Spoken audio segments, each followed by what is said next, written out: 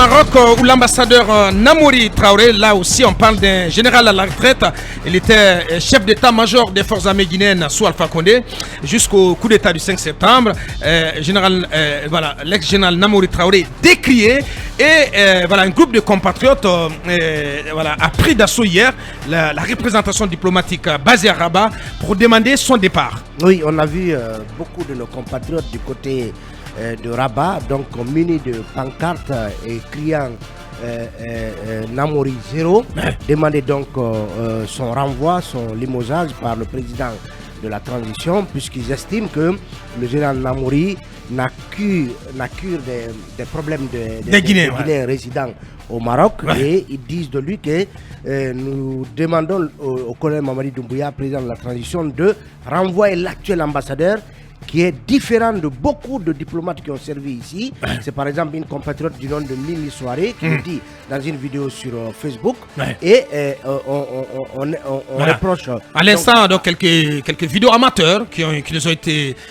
qui nous sont parvenus via ces compatriotes basés du côté du Maroc. Oui, allez-y. Oui, ça a été une journée très mouvementée devant la représentation diplomatique. Vous voyez les éléments des forces de l'ordre du côté du Maroc. Et donc, on a vu des images où la police mettait en tout cas tout à contribution pour sécuriser l'ambassade de Guinée du côté de Rabat. Ce qu'on leur a dit tout simplement, c'est qu'ils ne peuvent pas manifester dans la rue parce que c'est pas, ça relève pas du territoire de l'ambassade. Et par contre, on leur a permis d'entrer dans l'enceinte de l'ambassade, ce qui a été fait. Et finalement, voilà, c'est quand même ce qui arrive. Vous avez vu l'image de cette jeune dame, cette compatriote qui va tomber en syncope, comme pour dire que c'était assez tendu hier du côté de l'ambassade de Guinée à Rabat. Et finalement, ces Guinéens vont s'emparer de la clé de l'ambassade, ils vont la fermer. Absolument. On a vu en tout cas toutes ces images. Et le problème à Bouakar, c'est que qu'est-ce qu'on reproche concrètement à l'ambassade de Guinée à Rabat, puisqu'il s'agit d'une affaire qui concerne un compatriote donc, qui est décédé et dont les ressortissants guinéens estiment que l'ambassade n'en a pas suffisamment pris soin pour donc l'aider à se soigner puisqu'il était malade et donc le mettre à l'abri. Et les conditions même dans lesquelles ce Guinéen est décédé, en tout cas, semblent absolument scandaleuses. Alors, pour en savoir plus... Vous avez vu les images ou pas de ce compatriote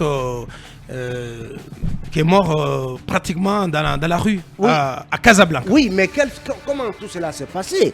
C'est la question qu'on se pose. Et on a suivi à Bouakar la déclaration faite par le directeur général des Guinéens de l'étranger, donc au ministère... des affaires étrangères de la des Guinéens établis à l'étranger, ministère des affaires étrangères de l'intégration africaine, c'est ça, et des Guinéens établis à l'étranger. Voilà. On l'a vu au JT. C'est ça la bonne appellation. Voilà, au JT de la RTG, ils ont donné des explications sur ce qui s'est passé. Par exemple, on apprend que la victime c'est M. Mamadouba Bangoura, un migrant Guinée en situation irrégulière au Maroc. Bien. Ce que nous allons faire d'abord, Talibé, on vient de l'entendre, on va essayer de nous rabattre, on va se rabattre sur l'autre meneur du mouvement que nous allons appeler dans un court instant, Talibé. Oui, dans un court instant, j'étais en train d'expliquer que, en tout cas, ce mouvement qu'on a vu hier devant l'ambassade de Guinée à Rabat est parti du décès d'un certain M. Mamadouba Bangoura, qui est décrit par le ministère des Affaires étrangères dans la déclaration faite hier au JT de la RTG, qui est décrit comme un migrant guinéen en situation irrégulière, malade, atteint d'un cancer du foie et de la mâchoire depuis plusieurs mois, d'après son dossier médical. Donc, dans la même déclaration, on précise que sa situation sanitaire a effectivement été confirmée par au ministère donc, des Affaires étrangères, et sa famille a été informée de cette situation. Donc, par la suite, s'agissant de la situation qui a prévalu au Maroc, plus précisément à Casablanca, entre l'ambassade et nos compatriotes, depuis hier jusqu'à aujourd'hui, donc hier mardi, donc entre lundi et mardi, suite au décès de ce compatriote, en tout cas, le ministère explique que M. Bangoura, celui qui est décédé, a été déposé à l'ambassade le vendredi 2 juin vers 15 h. par 2 compatriotes guinéens résidant à Casablanca. Vu son état de santé très dégradé, l'ambassade a pris la situation en main en le transférant immédiatement à l'hôpital Ibn Sina de Rabat. Et des précisions suivantes. Les premiers examens ont révélé sa pathologie. Il a été transféré vers donc, un hôpital spécialisé de Rabat. Ensuite, les résultats obtenus au laboratoire ont révélé que le patient est effectivement atteint d'un cancer au niveau de sa mâchoire et il a été de ce fait dirigé vers un centre hospitalier spécialisé qui s'appelle l'Institut national d'oncologie Sidi Mohamed Ben Abdallah de Rabat. Par la suite, plusieurs négociations et échanges avec l'ambassade ont eu lieu cette nuit, donc dans la nuit où il a été amené pour une consultation. Vu l'évolution très avancée de sa maladie, le directeur de l'Institut d'oncologie a jugé nécessaire de continuer son traitement à Casablanca. Et l'accord d'hospitalisation étant obtenu pour le lundi 5 juin, donc pour avant-hier lundi 5 juin, donc l'accord d'hospitalisation de Bangoura a été obtenu et finalement le malade fut conduit le samedi 3 juin à 13 h à Casablanca après un échange avec le président du Conseil des Guinéens du Maroc pour être hébergé par un de nos compatriotes pendant 2 nuits. Donc il était question qu'il soit hébergé à Bakar pendant 2 nuits avant d'être hospitalisé parce que les conditions de son hospitalisation... Personnellement, j'ai vu les images de ce compatriote. Je pense qu'aujourd'hui, voilà, on est un peu dans la justification du côté du ministère des Affaires étrangères. Et ce monsieur, il s'est éteint, on va le dire comme ça, progressivement, à petit feu. Si vous voyez les images, c'est insoutenable. Oui, mais comment... Non, mais c'est... quand même, Talibé, c'est pas une histoire d'une semaine, de quelques jours. Attendez, si vous avez vu les images, vous ne pouvez pas parler comme vous le faites maintenant. C'est très grave ce qui s'est passé.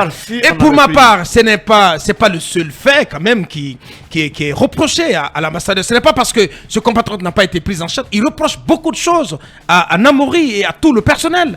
Et je pense que ce sont des questions qu'il faut regarder. Ne résumons pas cela au décès de ce compatriote. Il y a que nos compatriotes au Maroc ne se sentent pas donc soutenus, ne se sentent pas protégés par le personnel de l'ambassade, par l'ambassadeur. C'est ça la vérité. Oui, et ce qui se passe... Il y a des problèmes. Oui, Abakar, ce qui se passe au Maroc...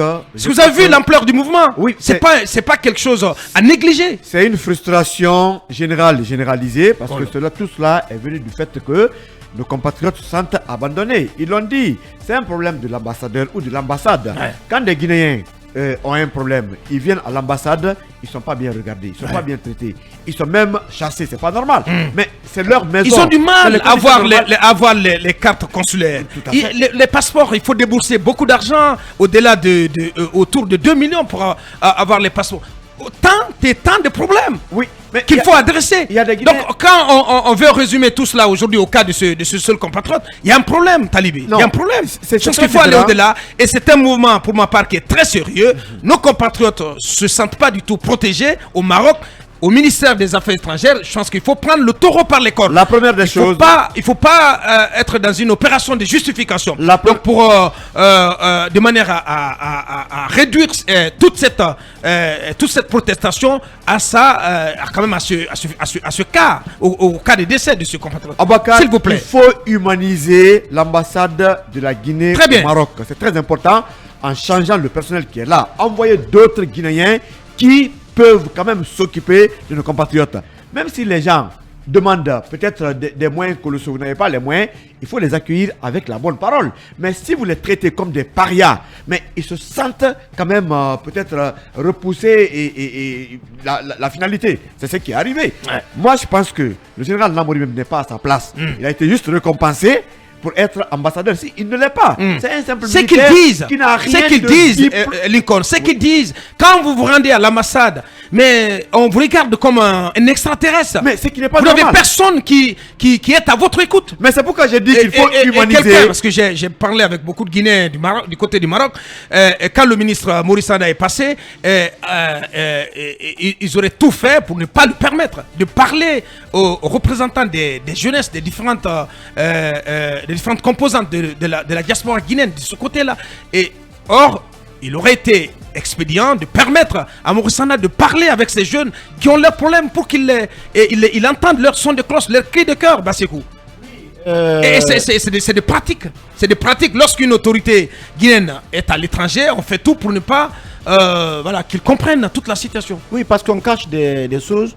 Je pense que c'est bien fait pour Namouri. Il faut changer de méthode. C'est vraiment bien fait pour lui. Oh. Oui. Oh. Oui. Non. C'est bien fait pour lui. Non, s'il te plaît. Non, si. Je vois où tu veux en venir. J'assume. Mais non. Mais bien sûr, Aboubacar. Mais non, mais sors de la petite critique. Je ne suis pas dans la petite critique, Aboubacar. C'est bien fait pour lui. Vous savez pourquoi?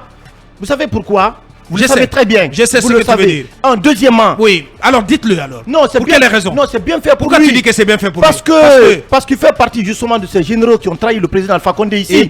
Vous comprenez? Le racket existe. Le karma existe, Aboubacar Diallo. Ce n'est que le début pour lui, je t'assure. Ça c'est un. Non, je peux pas. Non, je peux pas. Oui, vous ne pouvez pas l'accepter. Mais c'est pas la vérité. Il pensait que. Il pensait qu'Aboubacar, que son passage au ministre, à l'ambassade du Maroc allait être un fleuve tranquille pour lui. Mais pas du tout. Laisse-moi passer ça. Et s'il avait bien agi pour la Guinée, en fin de compte? On ne le sait pas encore. Mais je pose la question. Parce qu'il y a des problèmes. Parce qu'il y a des problèmes. Et si c'était la bonne décision? Est-ce que c'était la bonne décision qu'il a prise? Non, mais je te pose la question. Pour le moment, on ne sait pas. Beaucoup de Guinéens.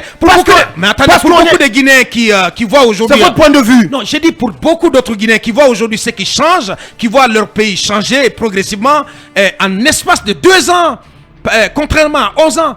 Ils te diront qu'il avait pris la bonne décision. Et les tueries aussi qui continuent. Mais non, je ne parle pas de tout ça. Voilà. Bien. Donc, non, s'il te plaît, laissez-moi le bout de mon raisonnement. Je pense que ça a été une mauvaise décision de prendre Namouri Traoré en tant qu'ancien chef d'état-major général des armées, qui n'a aucune qualification en matière de diplomatie, de l'envoyer dans un pays là où on a une forte communauté guinéenne, où les gens ont des revendications très fortes. Je ne peux pas comprendre. Je pense que le ministre des Affaires étrangères doit essayer de tirer les leçons, les enseignements pour essayer de voir qu'est-ce qui peut être fait. Si on ne peut pas changer le général Namouri Traoré, alors d'envoyer des cadres compétents pour que les revendications de nos compatriotes de ce côté du Maroc soient examinées et qu'on prenne en compte. On ne peut pas chercher les Guinéens du côté de l'ambassade du Maroc comme des balles propres. Il y a quand même un rôle que l'ambassade doit jouer, c'est faciliter par exemple l'obtention de certains documents administratifs, mais aussi c'est de venir en aide à nos compatriotes. Regardez les conditions aussi dans lesquelles vraiment ce Guinéen vraiment s'est éteint, vous l'avez dit. C'est choquant, c'est ahurissant, c'est révoltant et sincèrement, je pense qu'ils sont parfaitement en phase dans leurs revendications et c'est au gouvernement de tirer les leçons. Voilà, de procéder à les réajustements du côté de l'ambassade de Guinée au Maroc. Allez-y, cabinet. Il faut un peu relativiser. Vous savez, le Maroc est une zone... Relativiser quoi? Oui, je vais le dire là. Le Maroc est une zone de transit où vous avez beaucoup de compatriotes guinéens en situation irrégulière et qui sont une zone de transit pour aller vers l'Europe. La semaine dernière, nous en parlions dans Nord-Sud, on parlait de l'AVM. Si vous prenez par exemple, l'AVM avait été instituée pour 3 pays, le Mali, le Congo-Brazzaville et la Guinée, à cause justement du flux important de migrants qui proviennent de ces pays-là. Donc les ambassades, l'ambassade du Maroc est confrontée au même problème que beaucoup d'autres ambassades africaines, parce que les gens sont nombreux, et la plupart d'entre eux sont en situation irrégulière. Ce qui fait que les demandes sont importantes. Donc, c'est une raison suffisante pour les abandonner? Non, j'en viens. J'ai envie de dire que les problèmes, puisque les gens sont assez importants, le personnel de l'ambassade est souvent débordé. Et ce n'est même pas le cas. Je vais prendre par exemple l'ambassade de Guinée à Paris. C'est exactement le même cas. Les gens ont des problèmes énormes pour pouvoir résoudre, disons, les demandes. Et les demandes parfois de nos compatriotes, ce sont des demandes qui sont pour la plupart et non prises en charge par nos ambassades, parce que tout simplement, ils n'ont pas de fonds dédiés à cela. Comprenez? Je ne dis pas que l'État guinéen... Si tu permets, cabinet, voilà, parce qu'on va prendre le témoignage de notre compatriote, en l'occurrence Mamadou Boye Diallo, donc Mamadou Boye Diallo depuis le Maroc. Il est en direct